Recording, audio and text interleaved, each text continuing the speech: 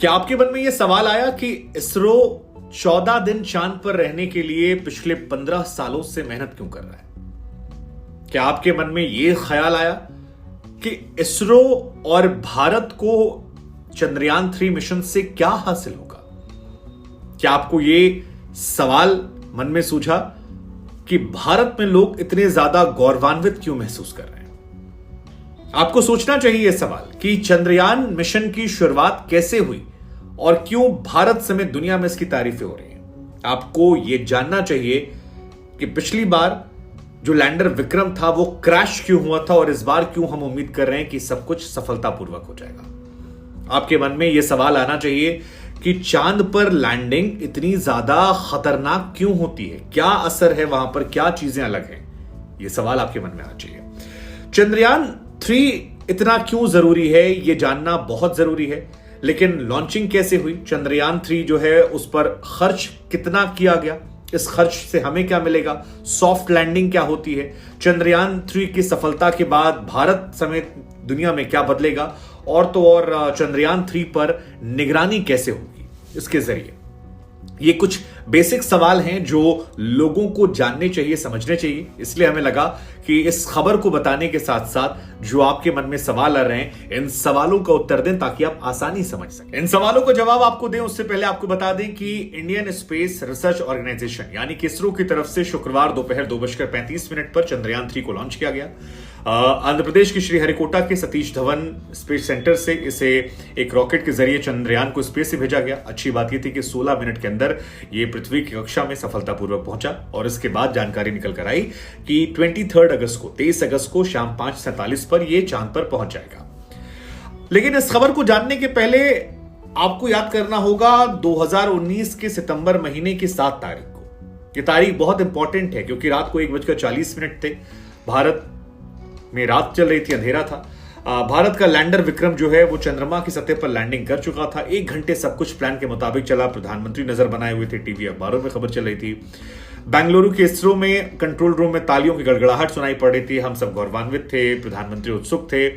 लेकिन रात 2:50 पर एक खामोशी छा गई थी और तमाम जो वैज्ञानिक हमारे देश के हैं वो सैड हो गए थे। चंद्रयान 2 के वैज्ञानिकों ने 11 साल जो मेहनत की थी, धरती से चांद तक 47 दिनों का जो रास्ता था, वहां मंजिल के बेहद करीब पहुंचकर लैंडर विक्रम जो था हमारा क्रैश हो गया था।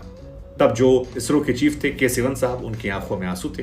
प्रधानमंत्री ने उन्हें गले लगाया था और वो तस्वीरें सोशल मीडिया पर बहुत ज्यादा वायरल हुई थी। लेकिन अब 4 साल बाद इसरो उस अधूरे काम को पूरे करने जा रहा है और इन सवालों के जवाब। तो सबसे पहला सवाल है चंद्रयान मिशन की शुरुआत कब, कहां, कैसे हुई है। तो हम आपको बता दें कि साल 2003 था। अटल बिहारी वाजपेयी देश के प्रधानमंत्री थे। 15 अगस्त की तारीख थी और 15 अगस्त 2003 को अटल बिहारी वाजपेयी साहब जो कि अब स्वर्गीय हैं, उन्होंने लाल किले की प्राचीर से कहा कि मुझे देश को यह बताने में बहुत खुशी हो रही है कि 2008 से पहले भारत चंद्रमा पर अपना अंतरिक्ष यान भेजेगा और इसका नाम होगा चंद्रयान 1।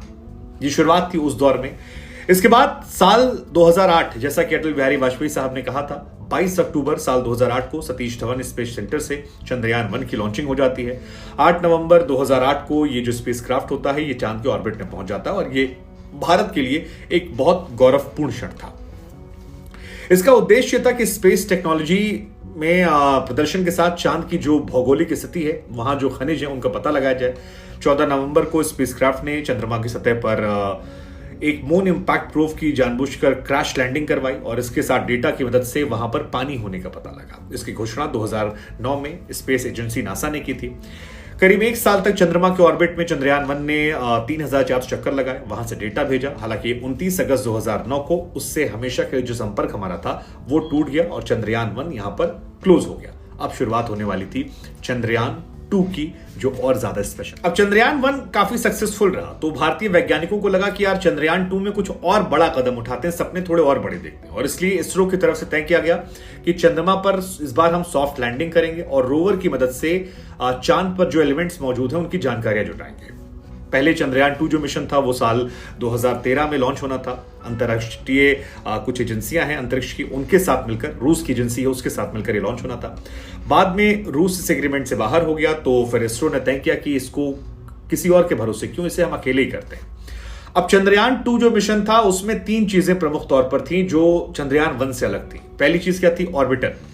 ऑर्बिटर का काम था कि वो चांद के ऑर्बिट में चक्कर लगाएगा, चांद की मैपिंग करेगा, वहां से डेटा उठाएगा और तस्वीरें जो हैं वो भेजा करेगा इंडिया में। दूसरा था लैंडर। लैंडर का मेन काम था जो क्रैश हो गया था, चांद की जमीन पर इसे सॉफ्ट लैंडिंग करना था और रोवर को वहां सुरक्षित पहुंचाना था। यही हम मात खा गए थे। रोवर क्या है? रोवर दरअसल एक 6 पहियों की गाड़ी है जिसे चांद में घूमकर वहां से कुछ सैंपल इकट्ठाना होता है और उसको डेटा जो है वो एनालिसिस के लिए भेजना होता है। लेकिन 22 अगस्त को जब ये मिशन हमारा चल रहा था, चंद्रयान 2 लॉन्च हुआ, 20 अगस्त 2019 को सफलतापूर्वक चांद के ऑर्बिट में पहुंचा, यहां तक खुश थे। लेकिन 6 दिसंबर साल 2019 को जब सॉफ्ट लैंडिंग हो रही थी तो अचानक लैंडर से हमारा कम्युनिकेशन टूट गया और लैंडर इसके बाद गायब हो गया। हालांकि इसका मतलब ये नहीं कि लैंडर जो हमारा गायब हुआ था वो उसके पास कोई डेटा नहीं है, वो वहां घूम रहा था और माना जा रहा है 7.5 साल तक हमें वो डेटा भेजता रहेगा। अब सवाल ये कि क्रैश क्यों हुआ था लैंडर विक्रम हमारा, जो काफी ज्यादा देशवासियों को भावुक कर गया था। उस जमाने में इसरो प्रमुख रो रहे थे, प्रधानमंत्री गले लगा रहे थे। तो इसको लेकर बाद में सरकार की तरफ से जो ऑफिशियल जानकारी आई उसके मुताबिक थ्रस्टर जो होता है उसमें गड़बड़ी की वजह से ये हुआ था। चांद पर लैंडिंग से पहले विक्रम लैंडर ने चांद पर उतरने की स्पीड जो है वो 1683 मीटर प्रति सेकंड से घटकर 146 मीटर सेकंड की गई थी और दूसरे फेज में सिस्टम में गड़बड़ी आई। जहां लैंड करना था उससे 500 मीटर ऊपर से कंट्रोल खोया और उसके बाद वो गायब हो गया। अब आपके जहन में सवाल आना चाहिए कि यार चांद पर लैंडिंग इतनी ज्यादा टफ क्यों है? तो देखिए, धरती पर जब कुछ लैंड करवाते हैं तो बड़ा इजी है क्योंकि यहां पर वायुमंडल है। छोटा सा एग्जांपल देते हैं कि अगर आप हवा से कूदते हैं ऊंचाई से और पैराशूट खोलते हैं तो आप वायुमंडल की वजह से धीरे धीरे नीचे आ जाएंगे और धरती पर आसानी से उतर जाएंगे। लेकिन जब आप चांद की बात करते हैं तो वहां कहानी थोड़ी अलग है। मसलन आप वहां पर अगर पैराशूट से ऊपर से कूदते हैं तो क्योंकि वायुमंडल वहां जीरो है और अगर पैराशूट से उतरेंगे तो आप भड़ाक से नीचे गिरेंगे, इतनी तेज नीचे गिरेंगे कि आप बिखर जाएंगे। उतरने के लिए वहां पर प्रोपेलेंट जलाना पड़ता है और क्योंकि ईंधन धरती से सीमित मात्रा में वहां जाता है तो बड़ी चांसेस कम होते हैं। मंगल पर भी उतरना आसान है, चांद पर उतरना थोड़ा। दूसरी कहानी कि भाई वो मिला क्यों नहीं हमारा? तो मिला इसलिए नहीं क्योंकि धरती पर कोई एयरक्राफ्ट जो है उसे आप जीपीएस से पता कर लेते हैं, लेकिन चांद पर लोकेशन पता करने के लिए आपके पास कोई माध्यम नहीं है। वहां जीपीएस है नहीं तो ना लैंडिंग के पोजीशन का पता लगता है और ना ही जहां पर वो उतरा है वहां से डिस्टेंस का। तो ये एक वजह है। तो ऊपर से चंद्रमा का जो साउथ पोल है वो भी अजीब है, मतलब यहाँ सूरज जो है वो थोड़ा अलग है, लंबी लंबी परछाइयां बनती हैं और उसकी वजह से चांद पर कुछ चीजें साफ नहीं दिखती हैं। लेकिन ये चंद्रयान 2 की कहानी थी। अब आते हैं 3 में। इसरो ने ऐलान कर दिया है कि हमने लॉन्च कर दिया है, तो लॉन्च हो गया है। 3 मुख्य लक्ष्य इसके हैं जो आपको जानना चाहिए। चंद्रयान 3 के लैंडर की चांद की सतह पर सुरक्षित सॉफ्ट लैंडिंग होनी चाहिए, एक। दूसरा, रोवर जो है इसको चांद की सतह पर चलकर जाना होगा ताकि डेटा कलेक्ट कर सके, जैसा मैंने पहले बताया, और वहां मौजूद एलिमेंट जो है उनको कलेक्ट करके वापस भेजना और उनको स्टडी करने मदद करना। जैसे ही चांद पर यह पहुंचेगा, लैंडर रोवर चांद के एक दिन यानी धरती के 14 दिनों के लिए एक्टिव हो जाएंगे और यही सारी कहानी है। अब सवाल ये कि इसमें बजट कितना है? तो बजट जो इसका है वो 700 करोड़ है, तकरीबन आदि पुरुष फिल्म के बराबर ही इसका बजट है। 700 करोड़ की लागत इसकी हुई है। इंपॉर्टेंट क्यों है? क्योंकि चांद को लेकर वो जानकारियां हमें मिलेंगी जो अब तक हमें नहीं पता है और ये बहुत इंपॉर्टेंट है। चांद की सतह पर जो तत्व हैं उनके बारे में, रासायनिक तत्व पता लगेगा, मिट्टी के बारे में पता लगेगा, वहां पर पानी के कण, प्रकृति संसाधन जो हैं, ये तमाम चीजें जो हैं ये हमें पता लग जाएंगी और ये बहुत खास रहने वाली है। इसके अलावा दूसरी बड़ी बात यह कि चंद्रयान 3 के जरिए भारत अपने पड़ोसी चीन को स्पेस में एक तरफा आगे नहीं बढ़ने देना चाहता। भारत चंद्रयान 3 अपने पहले ही 3 अभियान को मंजूरी दे चुका है और भारत भी दुनिया के बाकी देशों की तरह मजबूत होने वाला है जो इस मिशन को पूरा कर रहे हैं। चांद के वीरान और जो उजड़ी हुई जगह है उसमें तमाम बहुमूल्य धातुओं होने की संभावना है, जिसमें सोना, प्लेटिनियम, यूरेनियम शामिल है। तो भारत के लिए कई चीजें हैं जो वहां पर फायदेमंद रहने वाली हैं। इसके अलावा एक बात आपको और जाननी चाहिए कि चंद्रयान 3 के लैंडर को साउथ पोल पर उतारा जाएगा और साउथ पोल जो जगह है यहां पर चांद पर, क्योंकि अमेरिका, रशिया, चीन इस पर फतेह कर चुके हैं, लेकिन यहां पर इस हिस्से में नहीं पहुंचे। इस हिस्से की जानकारियां जो हैं वो बहुत नहीं आई हैं। ऐसे में चंद्रयान 1 मिशन में साउथ पोल के बर्फ के बारे में पता लगा था। साउथ पोल काफी इंटरेस्टिंग भी है। इसमें यहां पर हिस्सा जो है नॉर्थ पोल की तुलना में ज्यादा छाया रहता है। सूरज की रोशनी इस हमने को बताया बहुत कम पहुंचती है। ऐसे में -230 डिग्री सेल्सियस तापमान पहुंचता है। माना जा रहा है कि इससे पानी हो सकता है और जो भी यहां पर जानकारियां मिलेंगी, जियोस्टेशन के रिकॉर्ड मिलेंगे, वो बहुत महत्वपूर्ण रहने वाले हैं और ये एक इंटरेस्टिंग पार्ट है। अब सवाल ये कि निगरानी कैसे होगी, तो बताया जा रहा है कि बेंगलुरु। तो अब आपके कुछ महत्वपूर्ण सवालों के जवाब। पहला सवाल, चंद्रयान 3 पर निगरानी कैसे होगी, तो आपको बता दें कि इसरो के telemetry tracking command network station से चंद्रयान 3 के हर मूवमेंट पर नजर रखी जाएगी। दूसरा, इतना इंपॉर्टेंट क्यों है? इंपॉर्टेंट इसलिए क्योंकि साउथ पोल के बारे में जानकारियां बहुत कम है।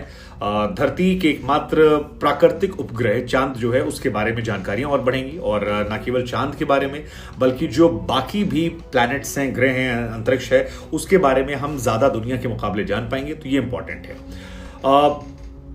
ये कुछ इंपॉर्टेंट पार्ट्स है।